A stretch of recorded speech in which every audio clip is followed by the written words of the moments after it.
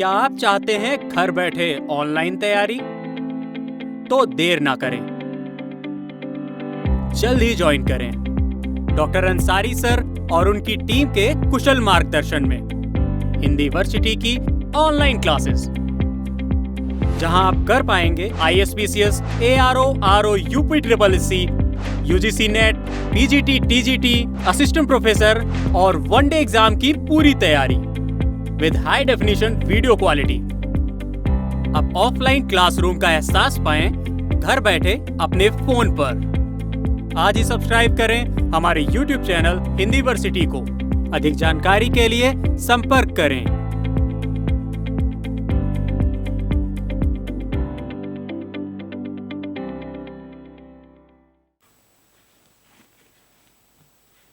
स्वागत है आप सभी लोगों का आपके अपने हिंदी वर्सिटी के निबंध लेखन की कक्षा में। आप जानते हैं कि हिंदी वर्सिटी में पिछले दिनों से हम लोग निबंध की प्रैक्टिस कर रहे हैं। निबंध कैसे लिखा जाए, निबंध लिखने में हम किन बातों का ध्यान रखें, और इस निबंध लेखन की प्रक्रिया में हम लोगों ने देखा कि निबंध की अपनी एक शैली है। अगर निबंध में हम अपनी व्यक्तिगत पहचान, अपनी व्यक्तिगत विचार अपनी आत्मगत भाषा में, अपनी व्यक्तिगत भाषा में न प्रस्तुत करें तो वह निबंध बहुत अच्छा नहीं माना जाता। निबंध लिखने की अपनी एक कला है, निबंध लिखने के अपने कुछ स्वरूप हैं। उस स्वरूप को उस कला के साथ अगर हम नहीं मिलाते तो निबंध में अच्छे अंक नहीं प्राप्त हो सकते, या हमारा निबंध प्रभावी निबंध नहीं हो सकता। निबंधों की श्रेणी में एक निबंध पूछा जाता है साहित्य से लेकर के, कभी साहित्य और समाज से, कभी साहित्य और संस्कृति, कभी साहित्य और युवा, कभी साहित्य और प्रौद्योगिकी के नाम से निबंध पूछा जाता है। अक्सर हमने देखा है कि साहित्य और समाज से संबंधित जब भी निबंध किए गए, लिखने को दिए गए, हमारा विद्यार्थी जो अमूमन जो हमारे उत्तर प्रदेश, बिहार, मध्य प्रदेश, दिल्ली के आसपास का है, साहित्य विषय पाते ही उसके जहन में, उसके दिमाग में सबसे पहली बात यही आती है हिंदी साहित्य। और निबंध को हिंदी साहित्य या साहित्य और समाज से संबंधित निबंध पर वो लिखते हुए इतनी कविताओं को ठूस डालता है, शुरुआत ही कविता से कर देता है, हिंदी कविता से। अरे भाई, साहित्य और समाज की जब भी बात की जाए तो केवल एक विशेष साहित्य की बात न करें। साहित्य एक यूनिवर्सल है। अगर आप साहित्य को हिंदी साहित्य विशेष बना देंगे तो वो पूरी बात नहीं हो पाएगी। साहित्य और समाज से संबंधित हम उन तमाम साहित्यों की बात करेंगे, या यूँ कह लें कि हम उन तमाम समाजों की बात करेंगे जो साहित्य में उकेरे जाते हैं, जो साहित्य में वर्णित होते हैं। हमने देखा है कि साहित्य और समाज से संबंधित निबंध लिखते समय हम लोग कबीर, सूर, तुलसी, निराला, मैथिली शरण गुप्त की कविताओं को लिख देते हैं, भर देते हैं। आज आपको हम बताएंगे कि साहित्य और समाज से संबंधित अगर निबंध आता है तो उसकी रूपरेखा, उसका स्वरूप, उसकी भाषा कैसी होनी चाहिए, ताकि आपको साहित्य और समाज से संबंधित निबंधों में बेस्ट नंबर प्राप्त हो सकें, और इतने अधिक नंबर प्राप्त हों कि आप रैंक हासिल कर लें। तो इसी श्रृंखला में आज निबंध की प्रैक्टिस के अंतर्गत हम एक साधारण सा टॉपिक लेकर आए हैं, साहित्य और समाज। और इस साहित्य और समाज के अंतर्गत हम इसके अंतर्गत निबंध लिखने की शैली विकसित करेंगे, अपना निबंध कौशल विकसित करेंगे। अब देखें इसमें कि जब हम जानते हैं कि कभी भी किसी भी निबंध की शुरुआत सार्वजनिक वक्तव्य या विशेष वक्तव्य या सार्वभौमिक कथन से शुरू करते हैं, तो साहित्य की शुरुआत भी हम किसी कविता से नहीं बल्कि एक ऐसे वाक्य से करेंगे जो साहित्य के किसी भी टॉपिक से निबंध दिया जाए लिखने को तो उस पर सर्वजनीन खरी उतरे। जैसे इसमें देखा आपने, साहित्य जहाँ युग का प्रतिबिंब होता है वहीं लड़खड़ाते हुए युग को पुनर्जीवन प्रदान करने वाला भी माना जाता है। अब ये वाक्य जो है, साहित्य से संबंधित कोई भी निबंध आप लिखते हैं, ये जानना बहुत ज़रूरी हो जाता है कि साहित्य जहाँ युग का प्रतिबिंब होता है, वहीं लड़खड़ाते हुए युग को पुनर्जीवन प्रदान करने वाला भी माना जाता है। साहित्य का ऐसा कोई भी रचनाकार नहीं जिसकी रचना में अपने समय का समाज अथवा युगबोध न हो। यदि समाज राष्ट्र का शरीर है तो साहित्य उसकी आत्मा। इतनी बातें आप चाहें तो आसानी से लिख सकते हैं, याद कर सकते हैं। इसका एक बहुत अच्छा प्रभाव एग्जामिनर पर पड़ेगा जो आपके निबंध की कॉपी चेक करेगा। अब आप आगे देखें एक बार फिर, साहित्य जहाँ युग का प्रतिबिंब होता है, वहीं लड़खड़ाते हुए युग को पुनर्जीवन प्रदान करने वाला भी माना जाता है। साहित्य का ऐसा कोई भी रचनाकार नहीं है जिसकी रचना में अपने समय का समाज अथवा युगबोध न हो। यदि समाज राष्ट्र का शरीर है तो साहित्य उसकी आत्मा। इसलिए इसमें युग और समाज की सारी आकांक्षाएं, संपूर्ण चेतनाएं, विचारधाराएं और सारे आंदोलन, साथ ही उनसे निकली हुई संपूर्ण प्रवृत्तियां प्रतिबिंबित होती हैं। संभवतः इसी कारण से साहित्य को समाज का दर्पण भी कहा जाता है। प्रत्येक युग और समाज की परिस्थितियां अलग होती हैं। इन्हीं परिस्थितियों और मूल्यों के अनुरूप प्रेरणाएं एवं प्रयोजन अर्थात उद्देश्य बदलते रहते हैं। इन प्रेरणाओं एवं प्रयोजनों के साथ ही साहित्य की प्रवृत्ति भी बदलती रहती है।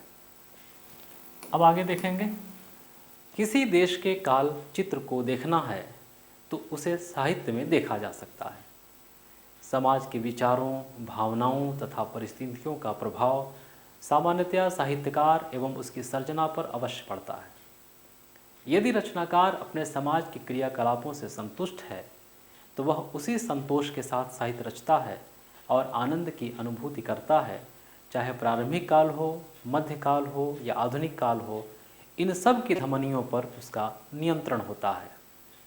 वह अपने भावों, विचारों, संवेदनाओं, सपनों और कल्पनाओं पर नहीं रहता, बल्कि शब्दों के माध्यम से यह सच का साक्षात्कार करता है। समाज का यह सच आगे आगे चलता है और साहित्यकार उसके पीछे पीछे। इसीलिए प्रेमचंद ने कहा है, साहित्य समाज के आगे चलने वाला मशाल है। अब आपने यहाँ तक देखा कि सिवाय प्रेमचंद के जो उन्होंने साहित्य से संबंधित कोटेशन दिया है, किसी भी साहित्यकार की चर्चा नहीं हुई है।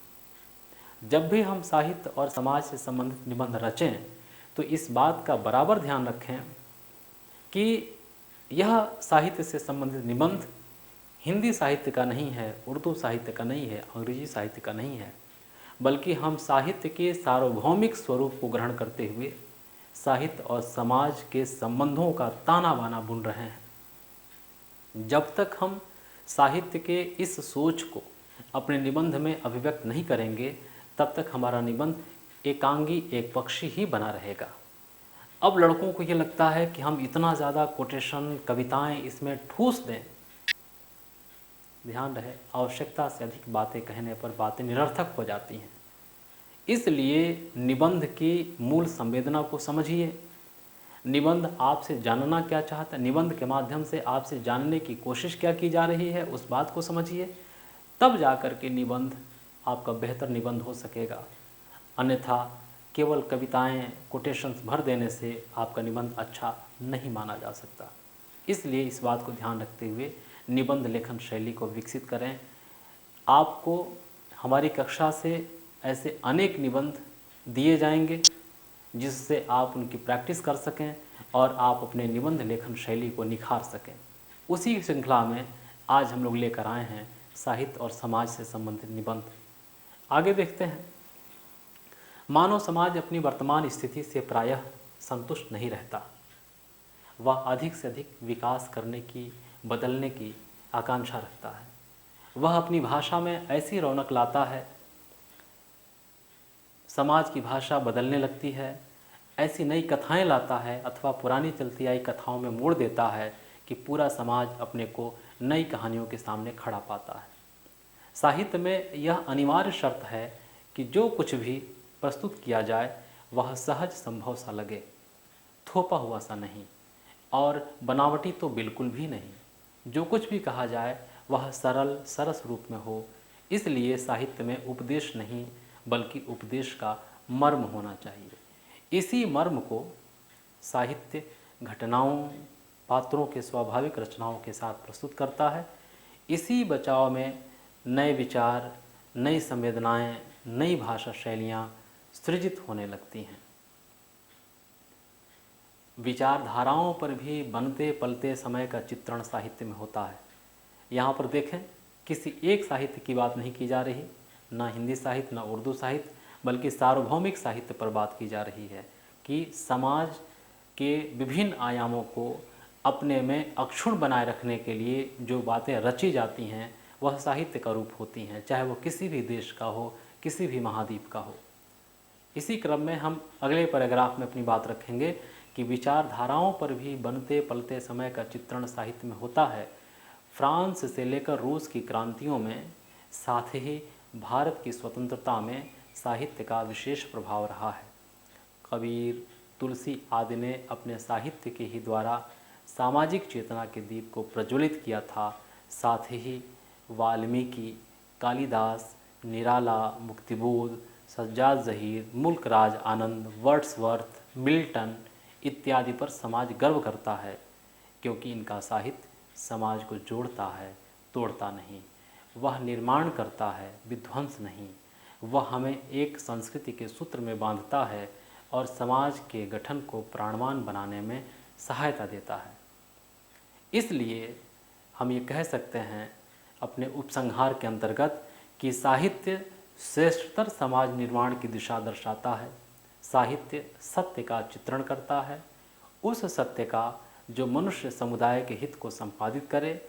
इन्हीं विचारधाराओं की दृष्टि से लिखा गया साहित्य मात्र साहित्य नहीं रह जाता, बल्कि समाज का प्रतिबिंब हो जाता है।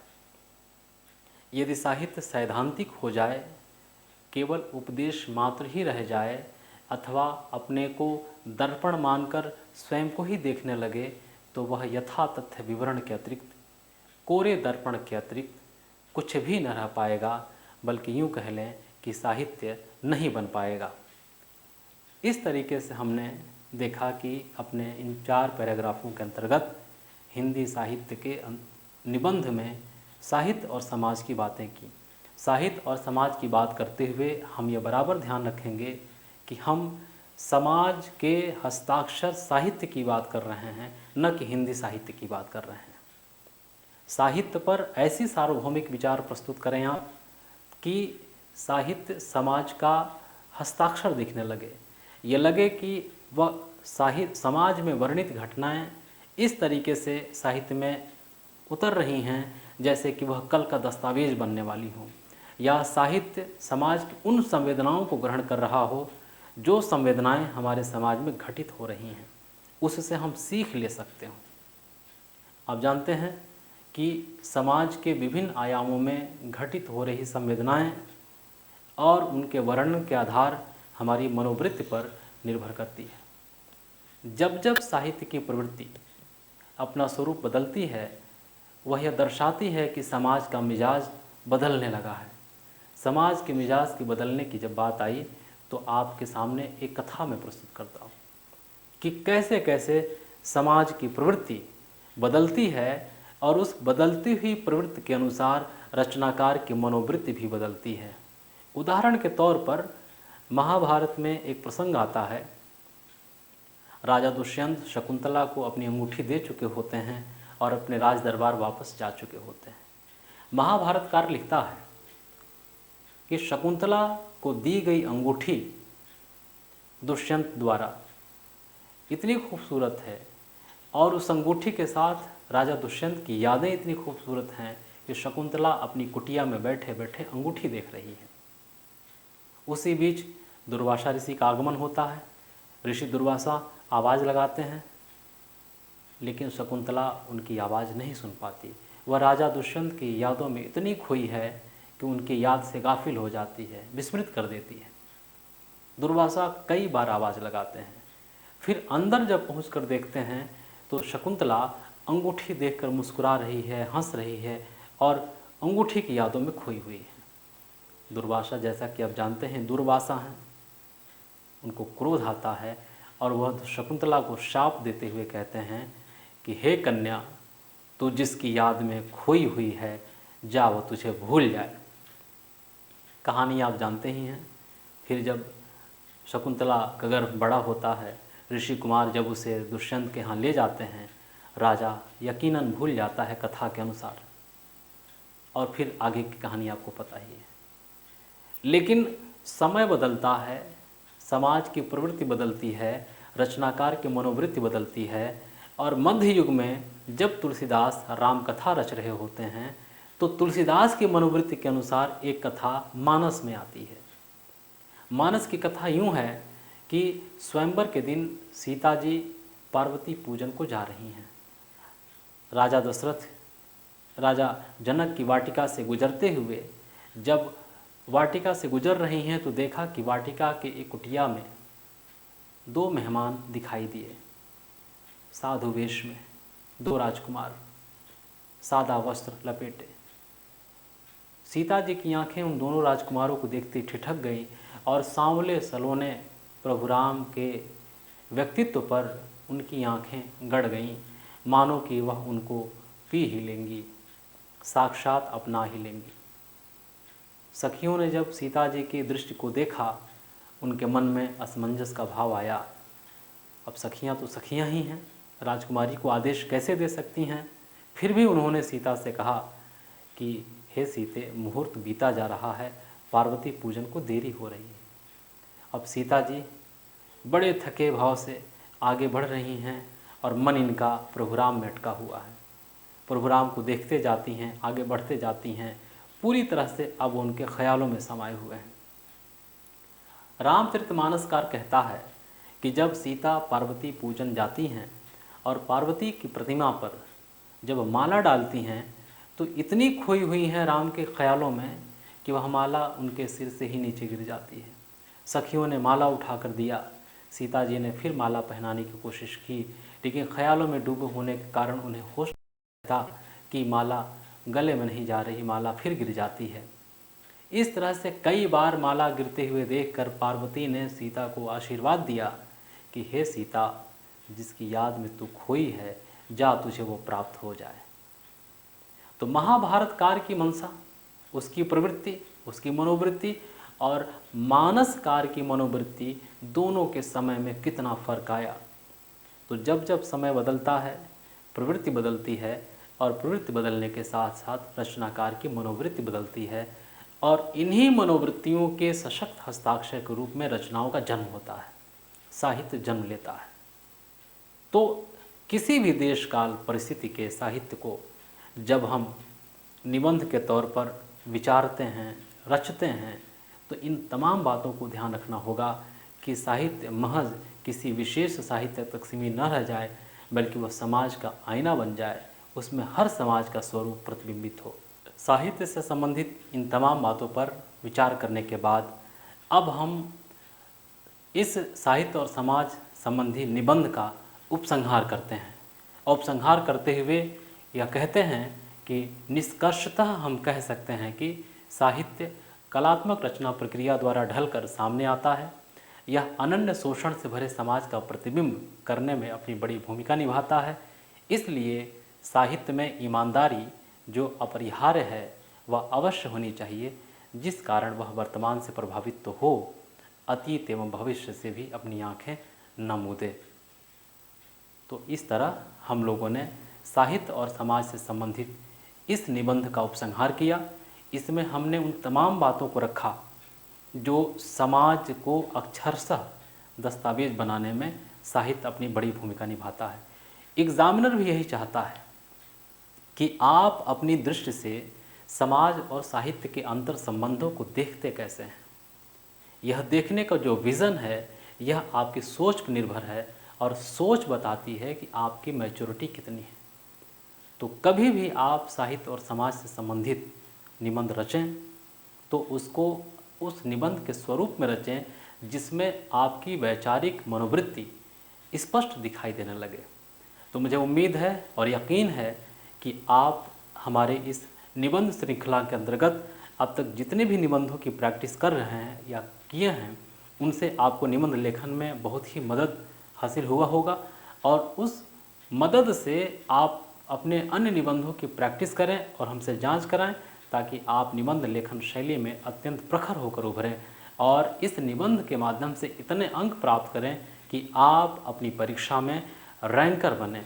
क्योंकि हमारी कक्षा के बहुत से विद्यार्थी सामान्य हिंदी, पत्र लेखन और निबंध के माध्यम से रैंकर बने हैं। तो मेरी ढेर सारी दुआएं हैं, मेरी ढेर सारी शुभकामनाएं कि आप भी अपनी परीक्षा में अंतिम सफलता को प्राप्त करें और समाज में सम्मानित स्थान प्राप्त करें। बहुत बहुत धन्यवाद, शुभकामनाएं।